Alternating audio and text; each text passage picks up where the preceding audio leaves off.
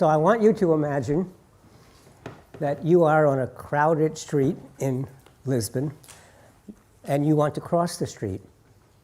And here come some cars with no drivers. How do you know that you can cross? How do you know that they see you? What if you're crossing in the middle of the street, say? So you want to say, go, go. Well, how do you do that? Or what if they slow down and they tell you to go? How would they do that? Now, I'll warn you, it's very easy to think of solutions if you think of one car and one person. But suppose that you are near Technico, someplace where there are lots of students. So there are many cars and bicycles and skateboards and motorcycles and scooters and many pedestrians and maybe many cars that have drivers. The solution has to work in that case, not just when there's one car and one person. So I'm here to tell you about what we do in San Diego. We've started a group which we call the Design Lab. And we decided that we did not need to do a design program, a traditional design program. Because for many of you, and for certainly most of the world, design is something that makes things pretty, that makes them attractive objects. And those are very nice, and I like them, and I buy them, and I use them, but we're not very good at that at San Diego. And the world doesn't need another school teaching that. There are many good schools that already teach that. So what can we do that's different? We decided we were going to work on difficult problems. We call them complex socio-technical problems. And in a few minutes, I'll tell you about Design X, which is our way of describing it. And so what we are doing is we're going to work on complex problems like the ones of driverless cars, which is posing many, many difficulties. There are legal difficulties, political difficulties, economic difficulties, social difficulties, and as you saw, behavioral problems, just knowing how do you communicate with a car that has no driver. Those are complex socio-technical problems, and they are systems.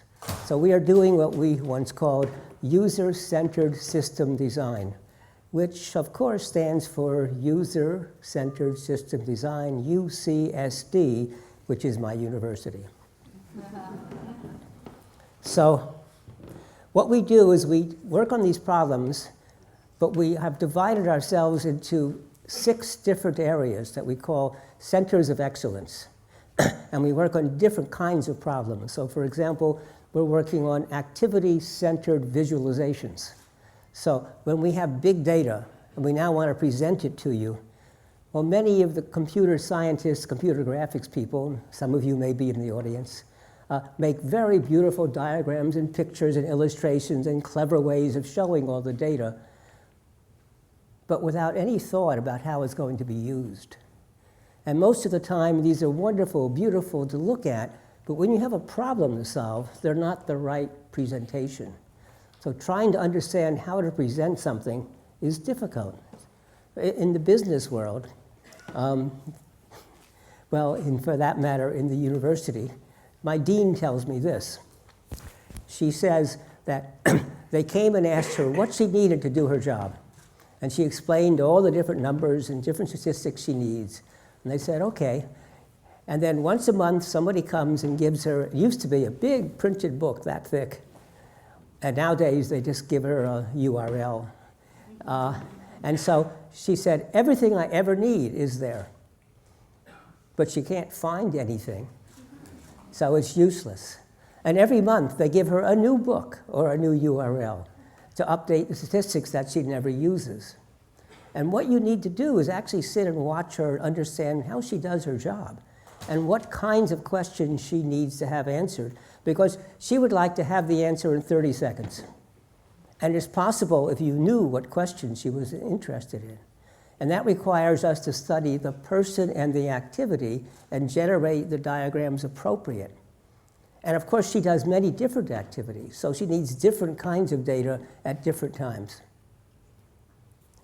That's one of our groups.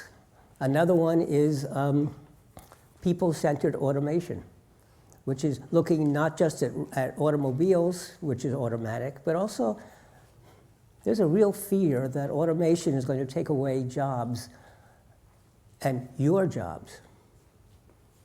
Not the jobs of people doing mechanical things, but your jobs, thinking jobs, programming, accounting, lawyers, designers.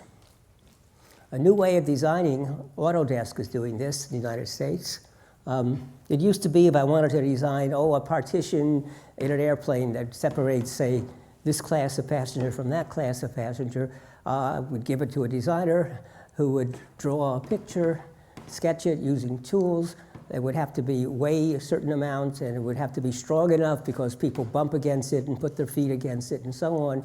So how do you make it attractive and it works? So the computer program would figure out the forces, but the designer would design it. And that's not how you do it today, or you will start doing it in the future. What you will do is you say to the program, well, I need something about this size, and it has to be as light as possible, and here are the forces. Go. And the program will generate a suggestion, and another one, thousands of them. And what you do instead is you say, oh, that's good, that's good. Oh, no, this is horrible. Don't do any more of those. Do more of these. And you keep sorting.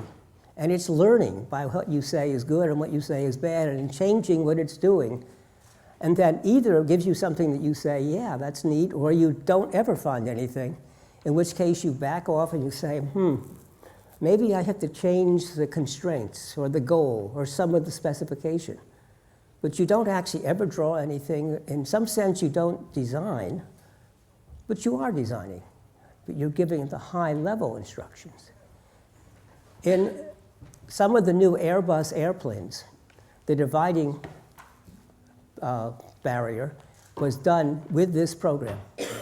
And it's 3D printed.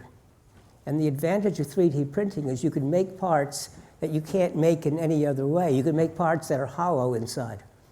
And so what you can do is make it very light, because when you do the analysis of the part, it turns out a lot of the stuff inside does not add to the strength, it just adds to the weight.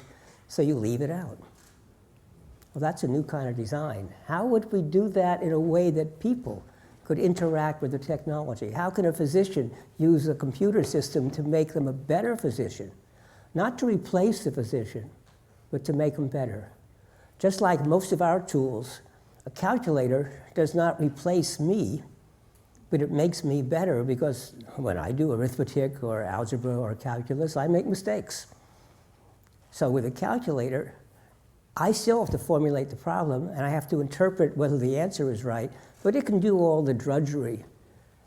You may not realize this, but solving mathematical equations is not what mathematicians care about. What you care about is the equation itself, and maybe a demonstration of its correctness. But solving it, that's mechanical and takes a lot of time, and people make a lot of errors. So let machines do that. How can we create machines that substitute for us where we're bad and help us where we're good? We'll come back to that. We have a Center for Health. We're working a lot in healthcare, trying to change healthcare and thinking of it as a system, not as a device here or a device there, but a complete system. We have a center on large-scale learning. How can I teach 100,000 people in a class and yet give you individual attention?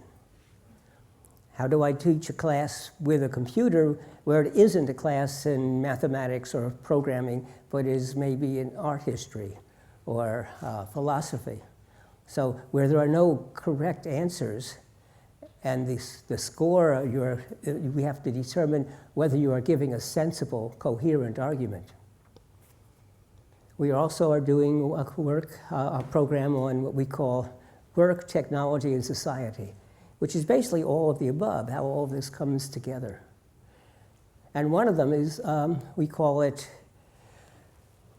what do we call it? Social computing, where actually people are finding their own solutions, and we help them. So I had breakfast this morning with people at developing it's called patient-centered innovation, or patient innovation, where patients in the medical system solve their own problems. And I was told the story of someone who was told he had a bad artery, and he would probably die within 12 to 24 months, and there was nothing that could be done about it. Well, he was an engineer, the patient was, and said, well, that's stupid. If I was told that we have a pipe and the pipe is going to break in the next 12 to 24 months, I'd figure out a little patch I could put over it. So let's figure out what I can do to myself. And he spent a lot of time learning about blood vessels and the issues, and he invented a device that he could be inserted over his aorta, and it would prevent it from bursting. And he was told he had 12 or 24 months to live, and that was 10 or 12 years ago. But he did it by himself. So how can we do more of that? How can we get citizens to solve their own problems? People with diabetes have to measure their blood sugar level and then determine whether they should get a shot of insulin or eat some candy or something sweet, get more sugar. Well, that's awkward for those of you who have diabetes in the audience, and I suspect there must be some given the percentages. It means you're either taking a blood sample periodically throughout the day 4 or 5 times, or if you have a continuous glucose monitor, you have to pull out the device and look at it periodically and then decide what to do. So a bunch of patients decided that they didn't want to wait for somebody to invent an artificial pancreas, so they built their own. They found a continuous glucose monitor that you could wear. It would always show the results, but only on a special meter. So they reverse engineered the computer code and made it available so you can see it on your cell phone, or anybody could look at it with protection. And then someone found a company that made an insulin pump and figured out how to make it work from the internet. And then the group of them all got together and wrote the code to connect those two. So it automatically inserts insulin when it's needed and not when it's not needed. The sugar is you're warned to eat a piece of candy or take a sugar sip because we don't have a sugar pump yet. But they did this all by themselves, and in the United States, if a company wanted to do that, they would need to get permission from the Federal Drug Authority and do clinical trials, which could cost as much as $1 billion. And it can take 4 or 5 years. It's very difficult to get permission. But by having the patients do it, they did it immediately. And one of the companies we're working with, Dexcom, made the continuous glucose monitor that this person took apart and demonstrated to the world how it worked. And instead of complaining, what they did is they hired the person and said, keep doing that. Because we got so many more advances by having the people experiment on themselves. That's a new way of doing things. New methods of education, new methods of automation, new methods of innovation. So these are the things we're working on at UC San Diego. And we call these problems, we call them Design X, because a number of years ago, a number of us were on the advisory board of the new school. It's the College of Design and Innovation at Tongji University in Shanghai. And so we were sitting around drinking our tea and decided that we all wanted to work on these complex problems. And that isn't what designers are taught to do. But to us, and this is sort of a new generation of design, design is not making pretty things. Design is a way of thinking, of solving complex problems. And above all, making sure we're solving the right problem.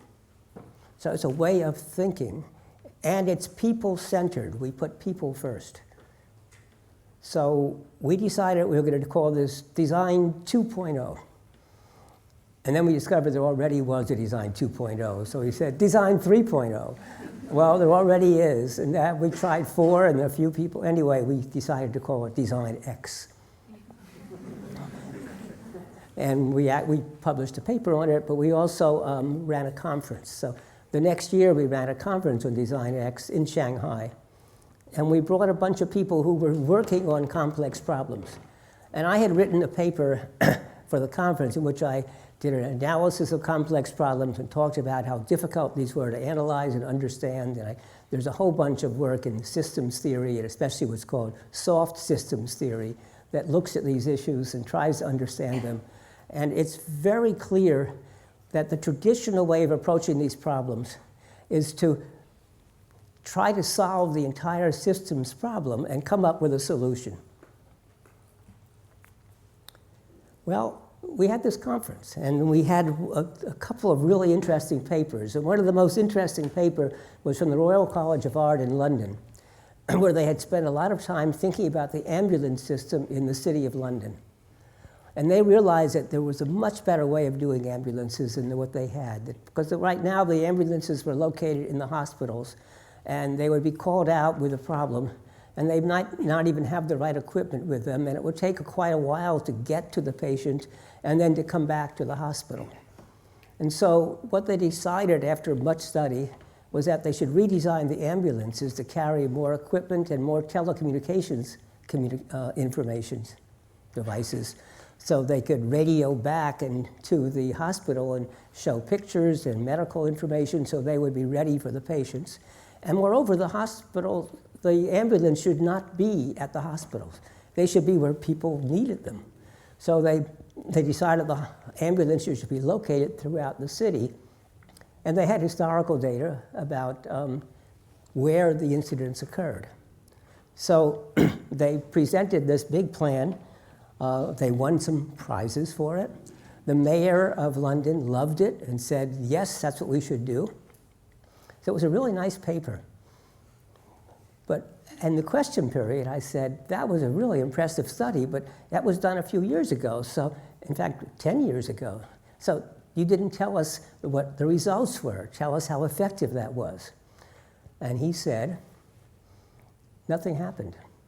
It was never implemented. And the difficulty is you can't implement things like this. And the difficulty is not analyzing the system. The difficulty is getting it done. And I discovered that there's a very famous paper in political science called, not mumbling, what's the right word? Babbling?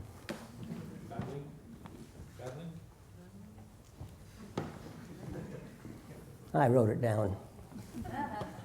But where did I put what I wrote down?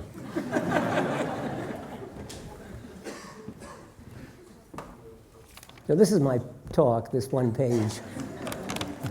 And I really shouldn't need it. Muddling through. Muddling through. And what is meant by muddling through is that the reason you can't implement solutions to these big problems is that any solution is going to take like 10 years. On top of that, it's going to be very expensive. And so what happens is all the forces come out against you. You probably have seen this when someone introduces a new transportation system or a new structure of the university. Oh, let's combine several of these universities and make one big university, to take an arbitrary example. And what happens is that lots of people are against, and all the people who are for are actually quiet, but the people who are against are ferocious. And it's also going to cost a lot of money, and it may cause harm.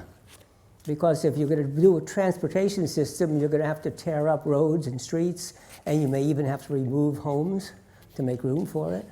And it may benefit the public, but it hurts people in the middle. On top of that, because it takes 10 years, there's going to be all sorts of unknowns that happen. And so it'll probably cost a lot more money than you planned and take a lot longer than you thought, if you were able to do it at all. And so the approach, which is called muddling through, is do your analysis, figure out where you want to go, and then try to find some very small step that moves you toward it. Because if it's small, not very many people object. It may be that nobody objects. It's also easier to get the money. It's also easier to do, and you can also do it in a relatively short time. And if it fails, well, nobody notices. If it succeeds, that makes it a bit easier to do the next step. And so what you do is you basically keep taking small steps, always going towards the goal. But because you're doing small steps over time, as the requirements change, you can modify the goal. You can change it. You can be flexible. And so that's our philosophy in doing our work. We decided that if we're working on healthcare or on education or problems like that, there is no solution. But we can make things better. And so what we try to do is look for opportunities to make some changes. So let's go back to the automobile example. So how do we solve the problem? Well, we started trying to understand how cars signal to pedestrians. We call them road users because it's everything you can imagine, anything that's in the road. And we looked at how it's done today. And it's done by eye movement, eye gaze, in some cases by deliberately looking at the driver of the car and seeing if the driver is looking at you, or in some cases, and especially in some countries like Mexico, the drivers of the car are very careful never to look at any other car driver or pedestrian. Because if the pedestrian thinks you haven't seen them, the pedestrian will get out of the way. If the pedestrian or the other car thinks you've seen them, then, oh, they can go ahead because you won't hit them. So there's a lot of signaling that takes place, and sometimes people use lights, and sometimes people use the horn. Lights are interesting because it's not obvious what the light flash means. If I flash my headlights, what does it mean? There's a very famous story about, in Britain, if two cars are coming together on a narrow road and they're going to cross a narrow bridge, if you flash your lights at the other car, it means, please go ahead. And if you're in Mexico and you flash your lights, it means, I got here first, I'm going. So now imagine there's a Mexican driver and a British driver coming together. So lights are ambiguous. So how would we signal? If you actually take a look at some of the commercials, Mercedes-Benz had this wonderful commercial where the driverless car pulls up and then it flashes on the ground in front of it, a walkway, so the pedestrian knows they can walk across the street.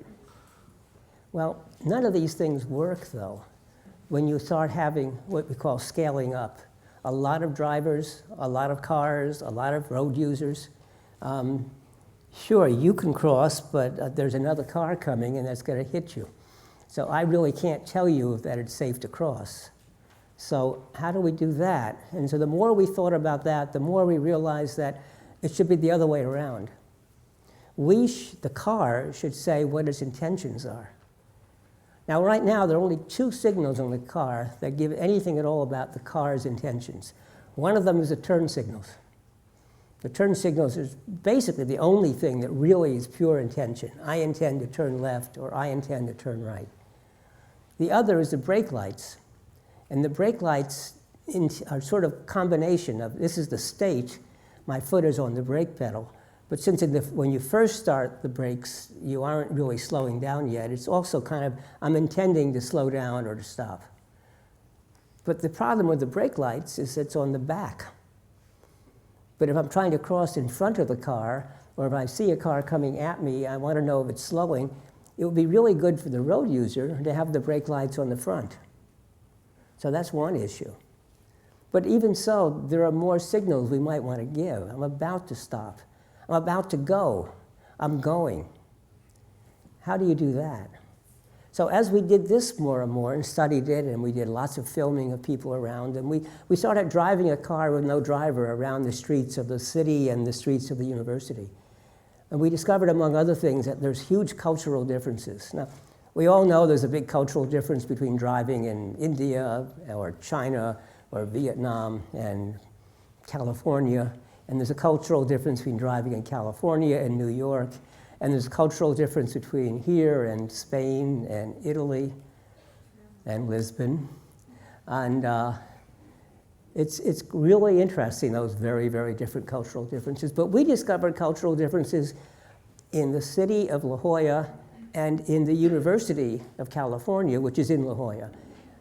Because in the university, the students own the streets. And when it's time for them to go, they go. If they have to cross the streets, they cross the streets. And if they're reading their phone, they're reading their phone, and as they read the phone, what they do is they read the phone and they know they're at the curb, and so they do that and figure out where the curb is, and while they still read. And they never ever look at the cars, and the cars are expected to stop and give them way.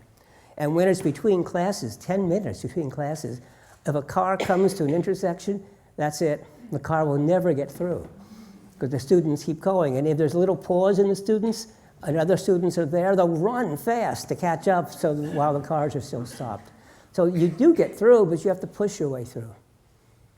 Now, there are different ways of pushing your way through. That on the college campus, you have to do it very slow and gentle. When you're in downtown San Diego or La Jolla, you can do it a bit more forcefully. When you're in Shanghai, you just do it. And in fact, if you look at the movies of Shanghai pedestrians or Vietnam, what happens is basically you're waiting for a big bus to come. And when a big bus comes and makes a right turn, say, that what happens is all the people on motorcycles and cars and pedestrians go along behind it in the shadow of the bus, because the bus is breaking the way, and then you can go along. How is that going to work with automatic vehicles? How are we going to handle those cultural differences? Well, the one thing we decided was that it's better be standardized. If the world does not, if every car manufacturer tries to signal differently, it will be chaos. So even if the signals are not the best, if they're all the same, it will be better. And we think the intentional signal is what's most important, because if I know what the car is going to do, then I can control, I decide I know what to do. So how do we get standards done? It takes years to get our standards approved. But it's necessary. So actually, today's Friday, and tomorrow I fly home, so I'll be home Saturday. And Sunday I fly to San Francisco, and we have a big standards meeting all day. We brought together 4 or 5 automobile manufacturers and a bunch of researchers and a few people from the standards committee to start this process of standards. Is that design? Yes, it is. But it's design of the sort of design X, which is a socio-technical problem. It requires society, it requires politics, it requires negotiation, it's going to require laws and regulations. It's a very complex problem. That's design X. Well, let me tell you about the medical problem.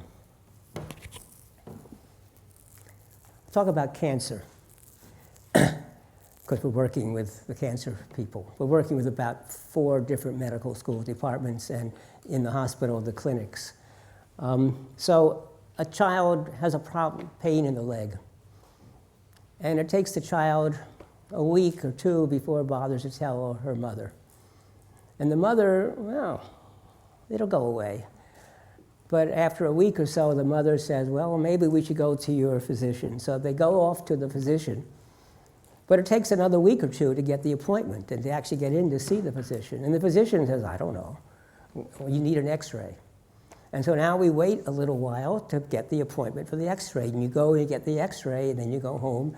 And then a radiologist has to read the X-ray, and then has to call up the physician and explain what is seen. And then the physician calls the family up, and the family has to make a new appointment to come in. So we've already had how many different specialties? We've had the physician, and we've had the X-ray technician, and we've had the radiologist, at least 3. And now the physician says, we don't know. What you need is a biopsy. So here we go again, another appointment, and then a tissue sample, and then it's read by the clinician and reported back. And now another appointment to go back and hear the result, and well, it looks bad. I think you should see an oncologist. And so they go see the oncologist, another set of appointments, another specialty, and the oncologist says, you need an MRI. And now another set of appointments and another set of specialists, etc. And then they have to decide how it should be treated. If it's cancer, usually it's chemical, or it's surgery, or it's radiation. And suppose they decide it's radiation. Well, now you have to go see a radiation oncologist. And actually it's a child, so it's a pediatric radiation oncologist. And they have to decide how you will be treated. And the traditional treatment, by the way, is a small dosage, about 15 minutes a day for 30 days. Which means 6 weeks you have to come in every day for 6 weeks to be treated. And that's really hard if, say, the mother works or they don't live close to the clinic. But that's the treatment. And when you treat it, you have the pediatric radiation oncologist, you have the on-site radiation oncologist, you have a medical physicist, you have a dosimetrist, you have a therapist, so you have a few other technical people. When you're all finished, this thing can take 6 months before you start treatment, and 20 different medical specialties. Every time there's a transition from one clinic to another or one specialist to another, there's a chance for error. Errors occur in the transitions. When you draw a diagram, they love to draw these diagrams, the box showing you doing this, and then the box showing this, and a box here, and a box here, and a box there, with arrows connecting them. You may have drawn these boxes yourselves. And nobody ever asks what's inside the arrows. The arrow, yes, it's a transition from here to here, but it implies the most important part of the transition, communication. Communicating everything that was learned here to the people here, and in the medical system it doesn't work. None of all the information is there. Even in the complete medical record, because if I'm a physician and I say, here's what the problem is, but you know, I have this slight kind of queasy feeling that it might also be this, I don't put that one in the medical record. But if I were the only person seeing the patient, I would remember it and it might come back later on to be important. So that's one of the problems we're looking at. And we're working with the National Cancer Institute, which says, we don't want you to treat just that issue because to us, cancer is a lifelong disease. That once you get cancer, you're there at home, you discover you have it, you go, you get diagnosed, and then you get treatment, and then you do not go back home cured. In cancer, you go back home to what's called survivorship. Now, you may survive the rest of your life, and that more and more people do, but still you have to be monitored because you never quite know. So it's that whole cycle. We want to look at it as a system. So we're working on that. And actually, even this morning, I've had interaction with the National Cancer Institute in Washington discussing the progress of what we're trying to do. So those are the kinds of problems we work on. Now, what is the method that we use? It's a method that we called, well, we've given it several names over the years. User-centered design, human-centered design, and today we're saying people-centered design, and I've also said activity-centered design, but it's all the same thing. User-centered design is what was commonly called, and we still talk about user interface, but I decided I don't like calling you users. So I started to call you humans. But after a while, I say, I don't ever call you a human, I call you a person. So that's why people-centered design. But for some things, actually, when we're trying to design for many, many different people, or even for one person doing many different things, yes, we want to center on the people, but what's really more important is the activity. So to my mind, activity-centered design is a kind of people-centered design, but it's even more specific. Depends upon what you are doing. Which is also why, by the way, if I'm designing an automobile for Vietnam or for, I don't know, Lisbon, the activity is still the same. And therefore, the automobile, the very same automobile works in both places. The way the cars are driven are dramatically different. But in terms of the design factor, the design is the same because the basic activity is the same. So what is activity-centered design or person-centered design? Well, we start off trying to study the people.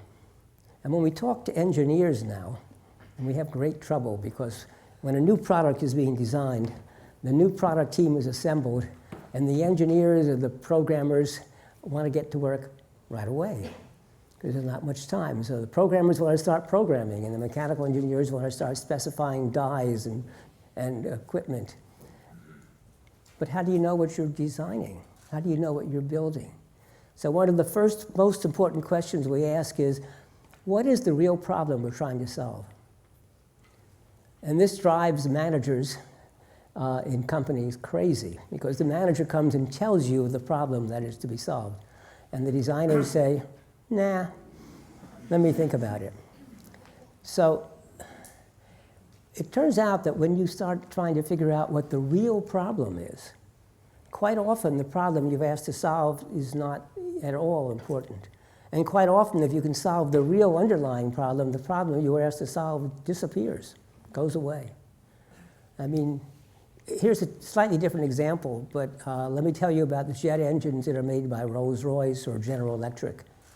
They make these huge, big, expensive jet engines that they sell to the airlines. What's more important, they sell to the manufacturers like Airbus and Boeing. And they used to ask them what their specifications were and the costs, and the airlines who buy the airplane, by the way, often get a choice of which brand of motor they want on it, or engine. And the companies, Rolls-Royce to start it, said, we realized that they didn't care about the engine. So we don't sell them the engines anymore. We don't sell our engines. We say, we will guarantee you, I don't know, 1,000 hours of flight per year. That's what we will sell you. And that's actually much better for the airlines. Because now they don't have to hire technicians to repair the engines, to take them apart. They don't have to worry about when they need service. Rolls-Royce takes care of it all. Rolls-Royce puts the engine on the airplane. The airplanes have all sorts of sensors on them which send back information to Rolls-Royce so they know the exact state of the engine. So they can let it go longer without maintenance than normal, or they can make it have an immediate maintenance if necessary. So they know the state of the engine. In fact, there was a recent crash of an airplane in Indonesia that got lost. Nobody's ever found the airplane, and they lost contact with the airplane. Well, actually, the engine was still in contact with the manufacturers. So they know actually where the airplane was roughly because they got the information from the engine maker. So that's solving the right problem. And I was just at an equipment maker in Modena, Italy, where they make this wonderful machine that puts pills in boxes. It's an incredible machine. It costs about $10 million. And what you do is you pour the pills in at one side, and then you have big rolls of paper and plastic and aluminum foil. And out the other side, as fast as you can see, there's boxes shooting out, which are a box, which is printed and stamped with a date. And inside it has these cardboard sleeves with plastic bubbles in them. And inside each plastic bubble is 1 or 2 or 3 pills, whatever the amount required was. And the whole thing is completely automated. And the company sells them to companies that make pills. And now they're starting to say, we're not going to sell it to you. It's going to be like the engines. We're going to say, we'll guarantee you 1 million boxes a year, whatever number you make. And we'll take care of all the maintenance stuff. And when you start doing that, now you realize the design is going to change. The design of the engines have to change because we need all those sensors to give us the complete information so we know when we should do it. The same with the pill-making machine. Same with tires. Big truck tires, at Goodyear now in the United States, are not sold to the truck companies. They sell them a certain number of miles of wear. And the tires themselves are highly instrumented, sending radio signals to the truck, which has a larger Wi-Fi connection. So they always know how good the tires are. Whole different way of doing things. So that is what is starting to happen. And that's activity-based, but it's also, let's figure out what the real problem is that there is to solve. So we do what the Japanese call the 5 whys. When we're given a problem to solve, we say, why is that a problem? And when we get an answer, we say, why is that so? And then we say, why? And we keep asking why till we think we have what is the fundamental problem that we have to solve. So the first step is solve the right problem. The second step is, how do we work around the people? What is it that the people need? And then we also have to figure out what an appropriate solution is. So we have 2 phases. Phase 1 is where we start trying to figure out what are the possible basic, fundamental, underlying problems. And then we come back and decide what we think we've got. It's sort of as a diamond. We expand what the possible underlying problems are, and now we figure out what the problem is. And now we try to think about all the possible solutions, and then we try to converge upon one that's feasible, sensible, affordable, reliable, doable. And that's what we call our process. But there's one important part of that, which is we don't trust our results. When you're designing for people, it's very difficult to know what people will do. So we actually have to test. And so we try to test anything that we're suggesting and get back a result right away. Now, normally when we tell engineers we need to have a prototype that we can test and see if it's the right idea, they'll say, oh, it'll take us 6 months to finish coding or 6 months to finish building. And our answer is no, we want to test tomorrow. And so what we are really good at is theater. We're really good at making something that looks like it's working but isn't. I mean, those of you who remember the old Palm Pilot, it was called, the very first small little thing you carried around in your pocket. The way it was modeled at first was basically you just got a piece of wood which is the same size that you hoped you could make it at, and you carried it around in your pocket all day. And when you went to a meeting, you took it out of your pocket and you took out the little plastic scribe and you made believe you were writing on it. Well, that told you whether the size was going to work. And then for other things, we make plastic models, or we make foam models, or wood. And we use PowerPoint to demonstrate electronic circuits. You just draw the picture on PowerPoint. Or you just draw a picture on paper. And I put the paper screen in front of you and say, what'd you do? You touch that? Okay. And I take the paper away and put down what the new screen will look like. How do we test a driverless car driving around the city or through the streets of the university? Well, it doesn't really have to be driverless. It just has to look like it's driverless. So what we did is we went to the store, the upholstery store, the automobile upholstery store, and we found the upholstery that was already used in the car seats, and we bought a whole bunch of it, and we made what we call a seat suit. So it's a car seat suit. And the driver puts on the same upholstery that is being used by the seat and sits there and looks through the weave of the upholstery.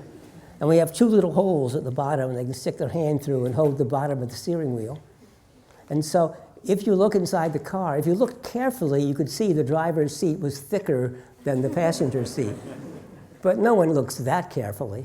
So when you look in the car, you don't see anybody. So that's how we're testing what it's like and how you should signal from a driverless car to pedestrians. So we use theater a lot because this prototyping is really important. Now, that's sort of basically what we do and what we're doing. And there's one more point I want to make, though, in this talk, which is, because most of you are engineers. And a standard statement among engineers, and I know this because my first career was engineering. I started off at MIT as an electrical engineer. I went to the University of Pennsylvania. I got a master's degree in electrical engineering, and I didn't switch over until quite a while later. And in engineering, basically, this will work perfectly if it wasn't for all those people. People really mess up what we're doing because they do the weirdest things. And what's neat today is those weird things are kind of fun. My job is to figure out how to make something that is really so effective that it doesn't matter what weird thing you do with it, it will work. And you may end up using it for ways I never dreamed, which is wonderful. That's the real sign of success. But the first thing is that we have to focus upon people, and we have to therefore work with people, and people who understand people have to be part of the design process from the very beginning. You can't add this at the end. Designers also have to sort of help you decide what you should be building in the first place. And I try to remind engineers that why do engineers design, build, create things? Well, it's for the benefit of people and society, isn't it? So shouldn't we know more about people and society? And even in theory classes, the theory eventually is going to be used in a practical form. In fact, design is a strange discipline because most of the disciplines in the university are analysis. And we get better and better at analysis, and professors are usually promoted by being really good at it, which means they have to be more narrow. They become specialists and more specialized. And so we have specialized departments, and then within each department we have specialized disciplines. And design, though, is different, Because if you want to build something, you have to understand all of the different disciplines and put them together. We have to understand the social sciences, the engineering sciences. We have to understand materials and technologies. We have to understand business. And it's really interesting because we have to take all of this into account in doing the design. But design is, whether engineering or not, is for people. So the first thing is that. The second is you have to go watch people. I feel that I'm an expert in people's behavior. And even so, every time I watch people doing a task or we devise something new and I'm trying to test it and watch, I learn something. I'm always surprised. I'm always surprised by what people will do. And engineers have a tendency, maybe some of you, to be very logical and say, how come you can't use it? It's really simple. Let me explain it to you. Well, but you're not going to be there when they're using it. So you have to actually build for people the way they are. And there are two things. We talk about expert users and novice users. You know, everybody is usually an expert at something. And they're often an expert at the thing they're trying to do with your tools. They're a novice in using your tool. But don't confuse that with not being an expert at something.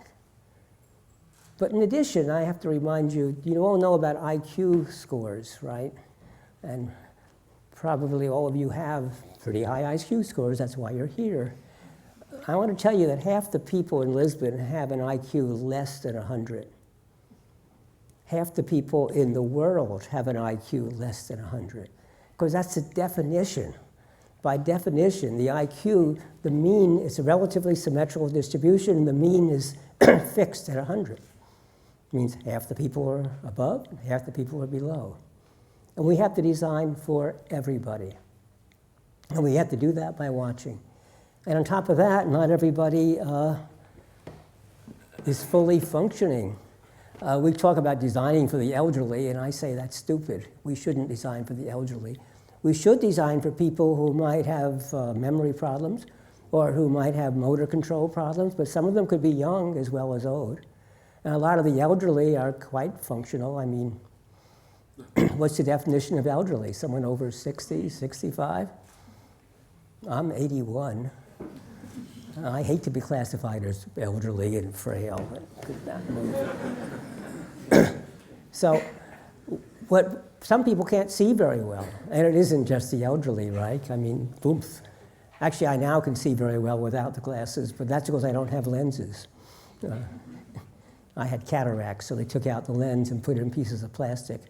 And the main reason I need glasses is because in those days they couldn't correct astigmatism, but also now there's a piece of plastic that can't focus.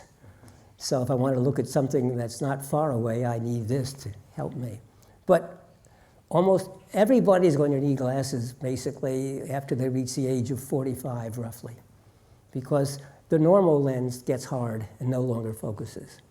So lots of designers, especially young ones, love to use tiny little print.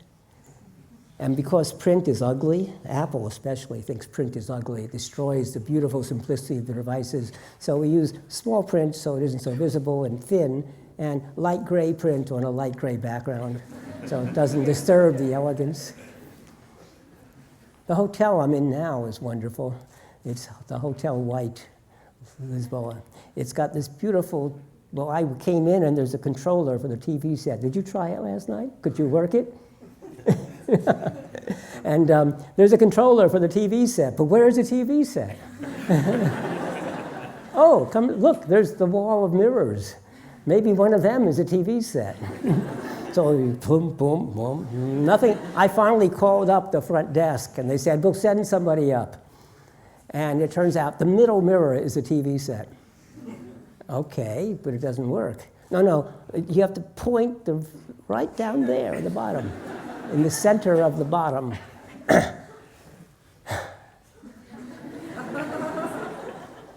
In design, we call a signifier.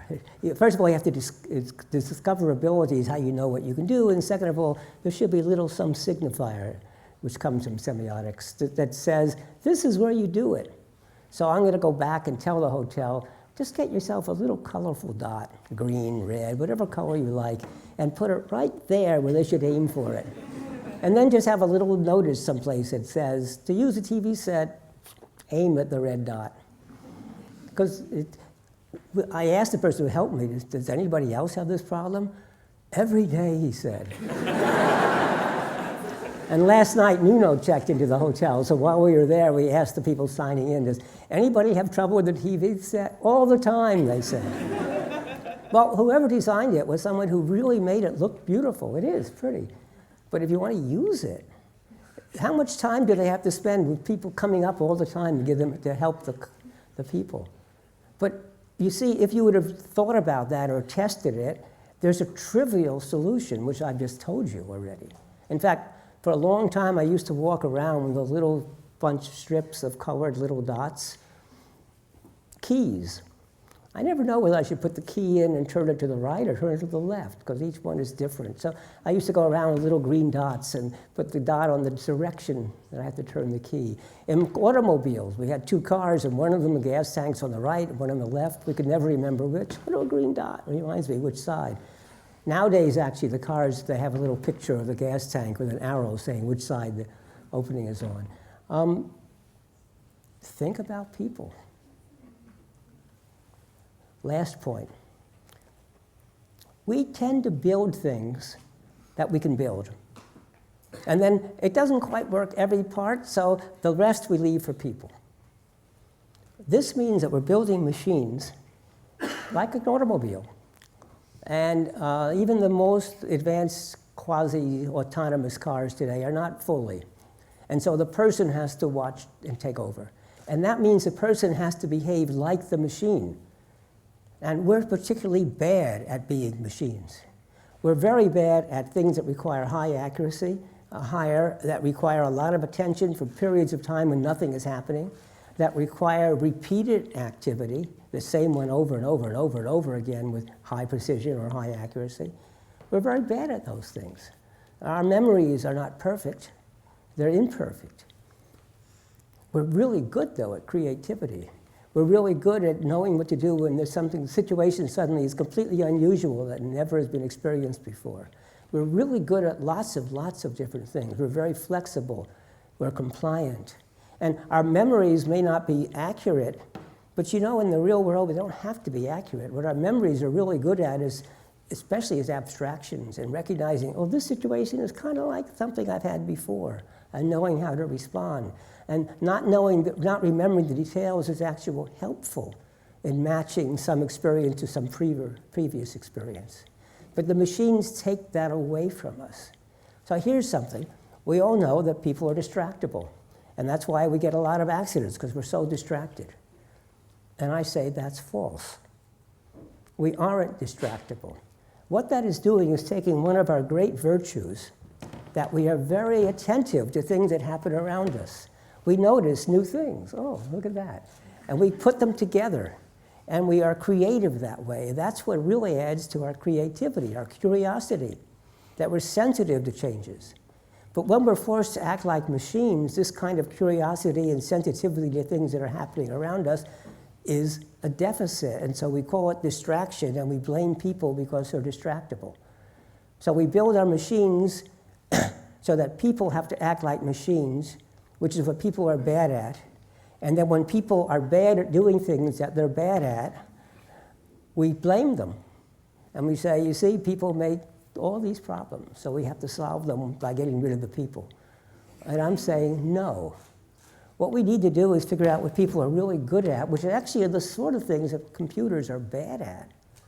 And let computers do the stuff that we're bad at, the stuff that requires precise memory and precise activity and precise responses, and let us take care of the important thing. Just like a calculator takes care of the mechanical parts of calculation, but I have to think of what the issues really are in writing my equations.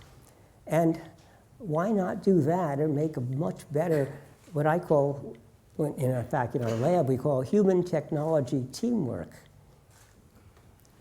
You know what the best chess player is in the world? It's not Deep Blue, the computer programmer, and it's not a Russian, world grandmaster. It's a combination of good chess players and good chess machines. not the best chess players in the world, or not the best chess machines, the kind of chess machine you can buy, any of you can buy.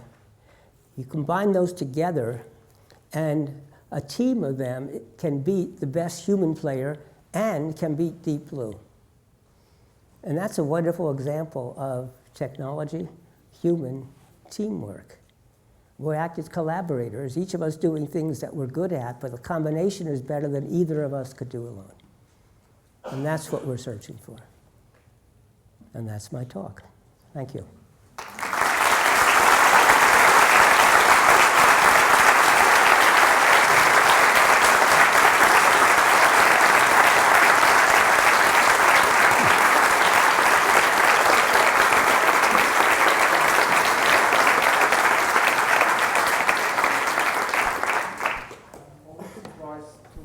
To see Don making a beautiful talk with no slides in perfect timing. And I feel old. So we have 20 minutes for questions. We have some people with microphones. We will.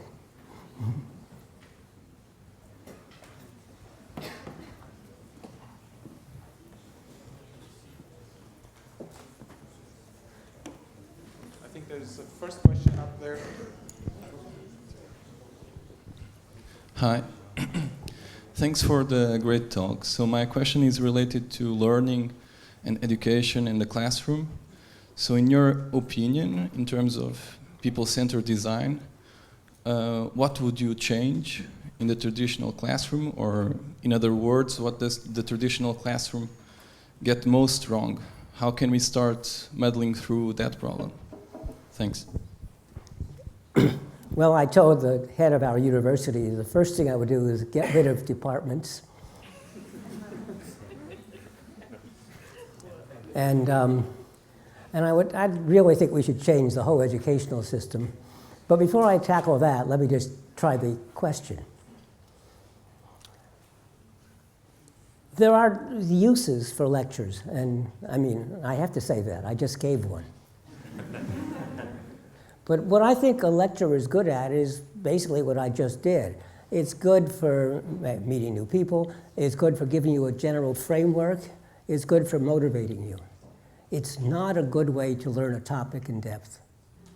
To learn a topic in depth, you actually have to struggle at it, work at it. You have to really work. In fact, you learn best if you are in trouble. If you get into trouble and you figure your way out. And that means teaching, instructing, we have to figure out how to get people into trouble where they don't know what to do, but it has to be just the right amount of trouble because you don't want them to give up. You want them to persist until they get it, and that's when they will learn.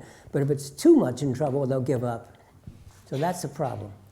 So I feel that lectures should be occasional in a class, maybe even never. And the reason I want to get rid of departments is that they become too specialized and are quite often sort of out of touch with the world. And what I prefer is problem-based solutions and problem-based education, and for that matter, why not problem-based departments? And what's nice about a problem-organized department, if I wanted to work on environmental influences or something, I would need to have chemists and physicists and political scientists and maybe psychologists and sociologists, all working on that same problem together. It forces going across the boundaries. Now, we still need specialists, absolutely. We need to have people who are experts in the given topics, because without the experts in the specialized area, we're not going to solve the problems well. So we need a combination of these two. Now, in the classes, what I love to do is, and it's getting more and more common, is problem basis. So one thing I like to do in classes is on day one, I give the students a problem to work on. And they go, and it has to be one that they will find interesting. So I'll either try to find one that I think everybody will find interesting, or I'll select 2 or 3 for them to work on, or 4. And they can choose whichever they find the most interesting. And they get to work on it, but they will invariably get stuck. And here's why I like that, is because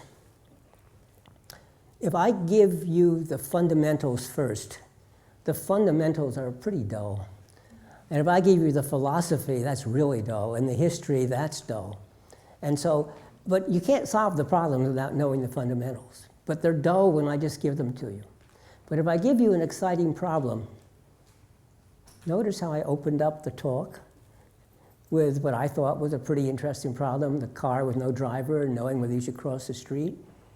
That begins to give you a framework, and then when I can come back and describe the method that we use, you can begin to see how that might apply. If I started with a method, you wouldn't know what I was talking about or why I was talking about it. And so by giving you an interesting problem and you get stuck, then I have you read the fundamentals. And oh, it makes sense. So that's one thing I would do. And people are now experimenting with a variety of things. Problem-based courses, yeah. What's called the flipped classroom. So the material, which today is taught in lectures, and then you have homework and you do it at home, we flip it. So we don't have lectures anymore. We have assignments that you read at home, or more and more computer and video. Now, a lot of the so-called MOOCs, massive online open courses, have lectures, and I think that's horrible, because if lectures don't work well in the classroom, why does it get any better if you watch it on TV? It's a little bit better because if you have trouble understanding something, you can stop it and back up and listen again. But aside from that, the best thing is to have very short pieces of material. And then maybe some problem exercises based on it, where those problem exercises are not meant to test your intelligence. They're meant to force you to review what you just heard or saw and think about it, and that helps retention. And if you didn't get it right, no problem, just go back and listen to it again and try it over again. So it's a different way of teaching, and we call it the flipped classroom because at home you now do the equivalent of the lectures. And then the problems, you come into class and you work the problems. And here's where the teachers, whether the professors or teaching assistants, walk around helping you solve the problems. And so you get the help when you need it, but if professors give the same lectures year after year after year, roughly, then well, that could be televised. And better yet, it would be done better, because if you're going to televise it, you can spend time to perfect what you're saying, to give demonstrations and show demonstrations. So it might take actually, who knows, well, I know, it takes 10 to 20 hours to do a reasonable half-hour lecture if you're going to be televising it. So we actually have a bunch of courses like that available. I have a short course that covers 2 chapters of my book, The Design of Everyday Things. It's available in Udacity, and you can finish it easily in a couple of days. But it has a lot of exercises along the way in which you're asked to build and create things and put the results up on the internet, and all the other students who've been taking the class have their results, and you can start comparing what you do, what they've done. Like here's one of the exercises. Make a box that you can put down and leave and go away. And other people will be attracted to the box and will pick it up and turn it all over and look at all the sides. And you're not allowed to have any instructions. That's one of the exercises. And it's actually quite a successful one. It's amazing what people come up with, really clever ideas. And then watching what the other people have done cleverly teaches you a lot. So is that an answer?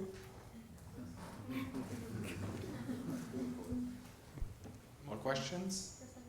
I have to wait for the microphone, so I don't select who asks the question.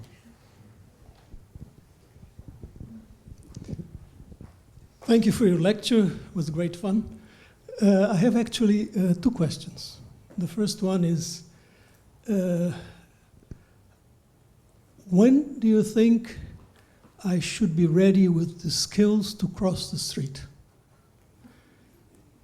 And the second one is... Anytime you cross the street.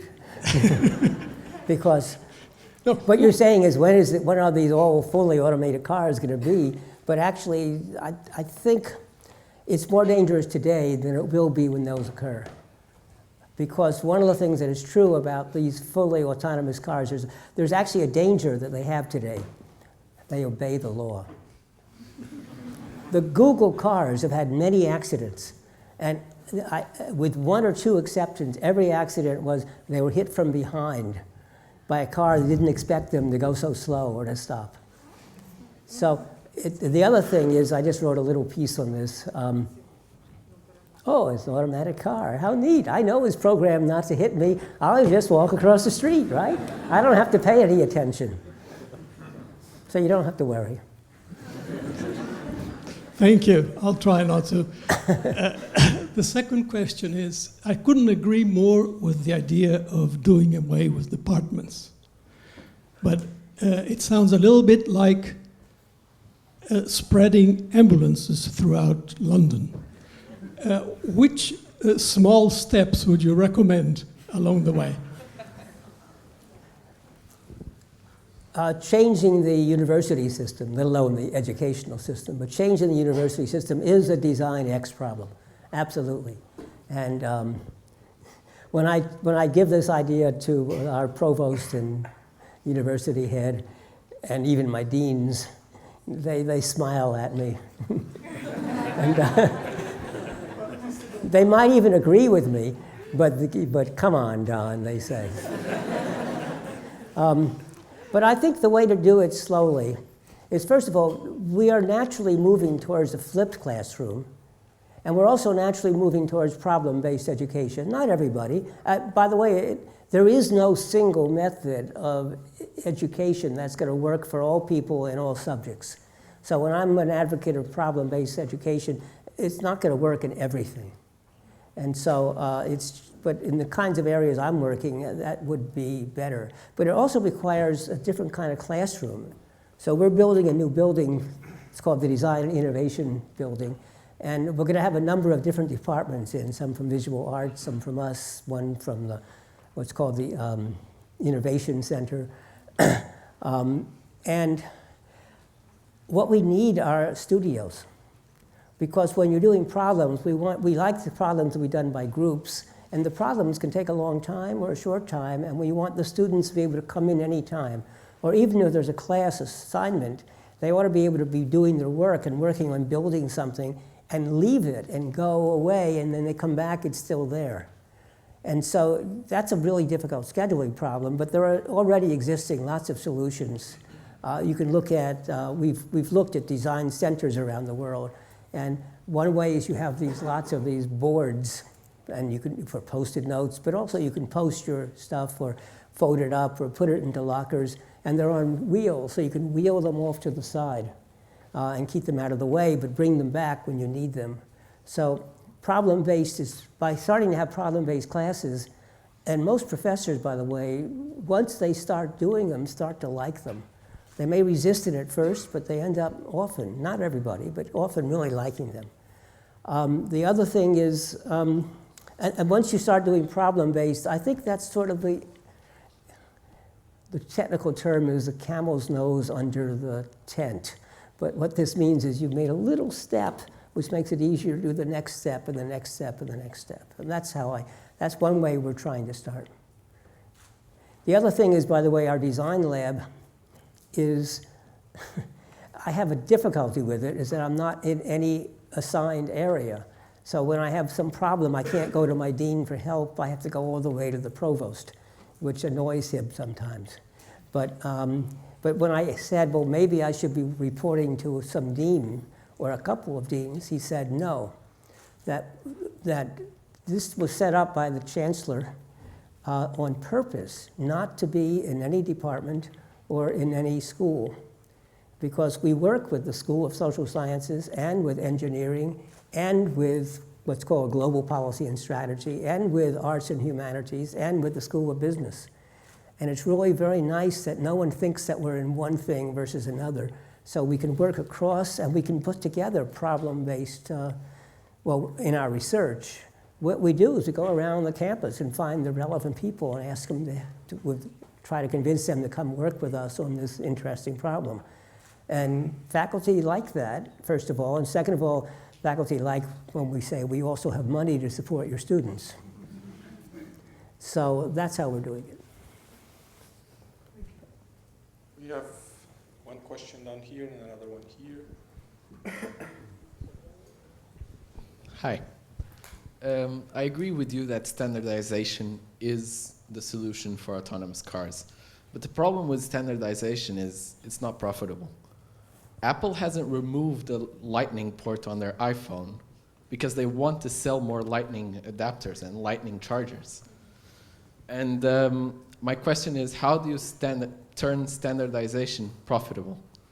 Take Tesla, for example. While everyone is left behind debating what's best for people, how do we make cars safe, how do we implement this in large scale, they're just paving the way through to autonomous driving. And they might one day become the apple of autonomous driving. So how can you make standardization? You know, when I was at Apple, Microsoft was a dominant player, and we were weak. And so it was my job, actually, to cause standards to happen. And so I went to the FCC in Washington, and we got the Wi-Fi band. And I went to the FCC in Washington, and we said the TV standards you're bringing about for high-definition TV are no good for computers. And we got them to change the standards so that we actually had something that the computer people could live with. And believe me, each of these exercises was non-trivial. It took, for the TV, it took 2 years and a lot of work. And in addition, I tried hard to get standards for the computer system. So I got together with IBM and, boy, it's so long I don't remember the name, but most of the computer manufacturers, and we were all trying to bring in standards. And the one person who wouldn't play was Microsoft. And Microsoft came into our meeting one day and said, well, if you really want standards, you should just all use Microsoft. And one of the lessons there is the leader never wants standards. And the followers always want standards. Now that Apple is the leader, it doesn't want standards. Now, that's not completely true. I have a feeling that the new standard of a connector is USB-C, which Apple already uses in its MacBook Pros. And so actually, Apple, in its, bless it, got rid of everything in the MacBook Pro, except for the USB-C.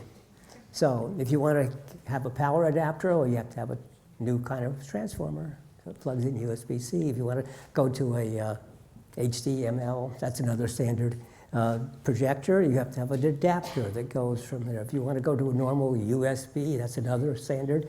You have to have an adapter to go from USB-C to USB. It's a mess. But this is actually a better thing that someday will happen because, first of all, it's very small. Second, it's very powerful. You can charge very fast. And it can handle everything. All sorts of data rates, which therefore means high definition television, not what is called high definition, but what's called 4K or even 8K television. And hey, guess what? It doesn't matter which way you plug it in. So Apple is still experimenting with using it, and that may happen. But you're right, as the joke goes, the nice thing about standards is that there are so many of them. But I disagree with your comment about Tesla. I think Tesla is reckless. Tesla does not understand that there are people in there. And so, for example, they got people to trust their driving so well that one person killed himself because he over-trusted. It's very difficult to get people to trust things, but the danger is if they over-trust, then in fact they may get killed. And I've watched some of the Tesla stories about their programmers that are not using. If you're doing something that's life-critical, the programming practices you follow better be life-critical programming practices, which the military has established, which the aviation community has established, which the medical community has established. But the automobile, the Tesla, and the consumer goods don't follow it.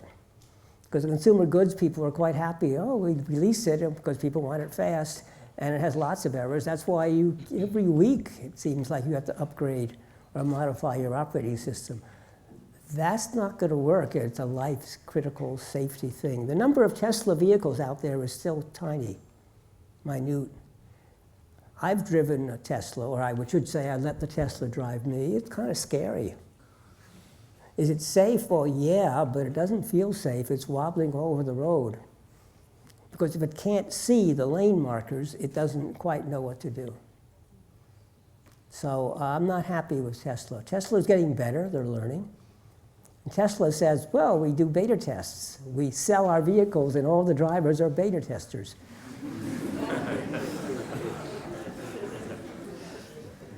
It's the drivers' lives we're talking about.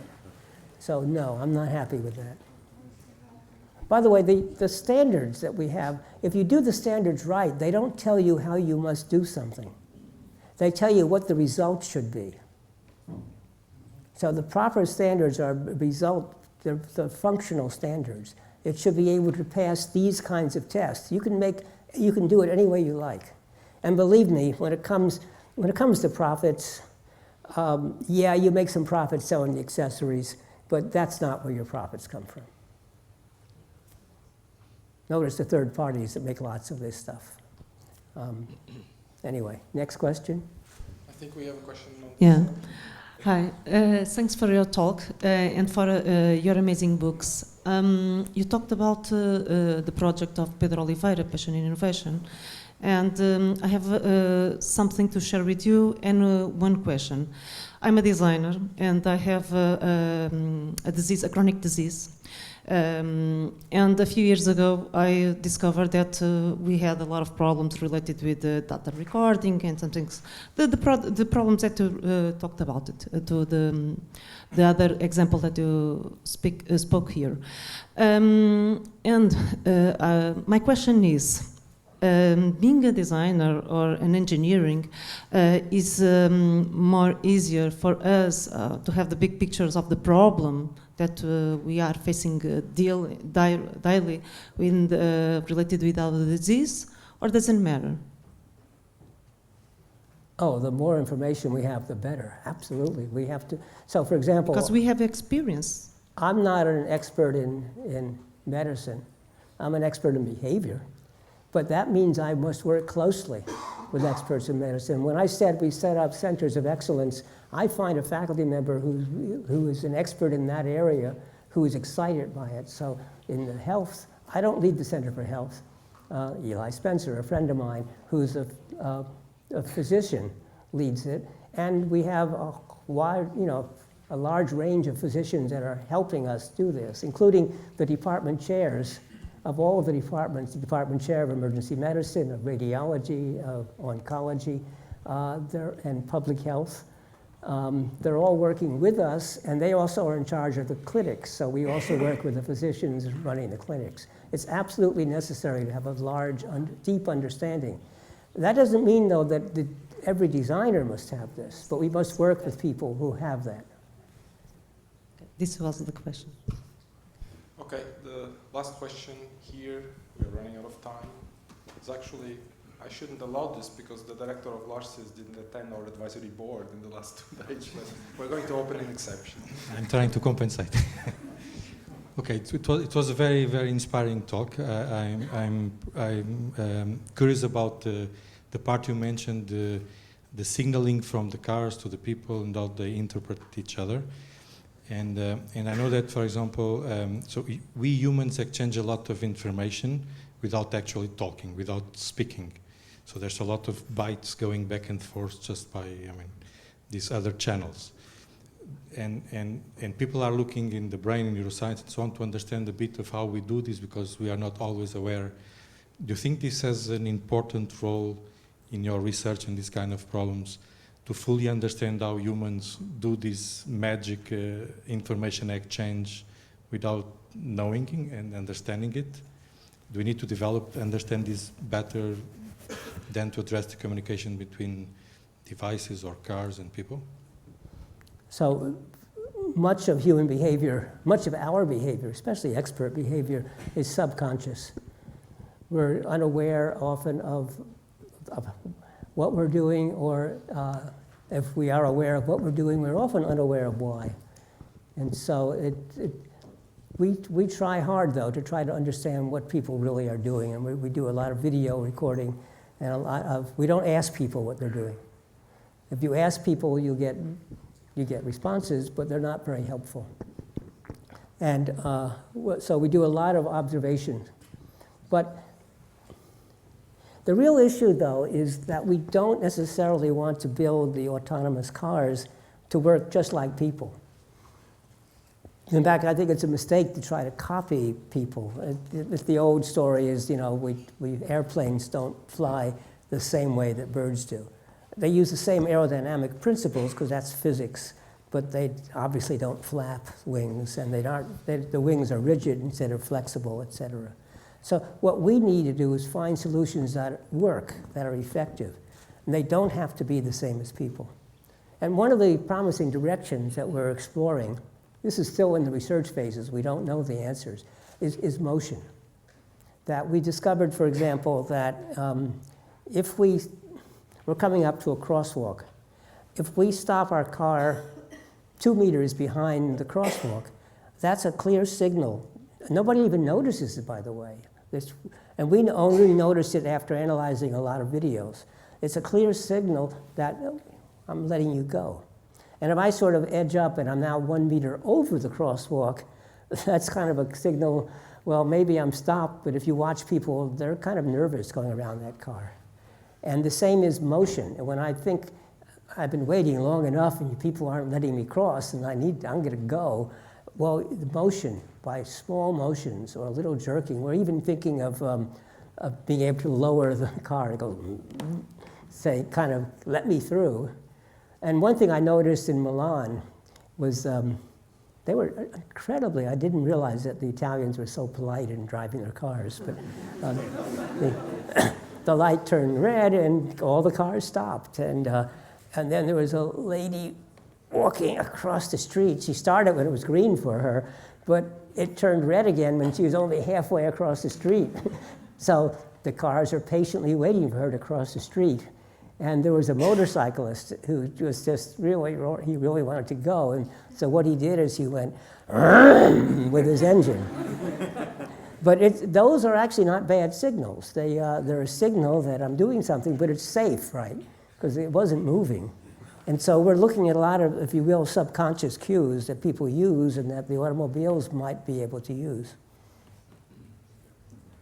Okay, we are running out of time, but we do have Portolonga served in the sponsorship, and I would like to invite everybody to go there. Before, I would like again to thank the sponsors, Caixa Geral de Depósitos, Tangível, and Nova Bus, who is offering the welcome drink, and also in particular, I think she already left, Lourdes, Farrusco, and Elizabeth and their team, also from Larsis, that helped in the logistics. Thank you very much, and thank you, Don, for coming.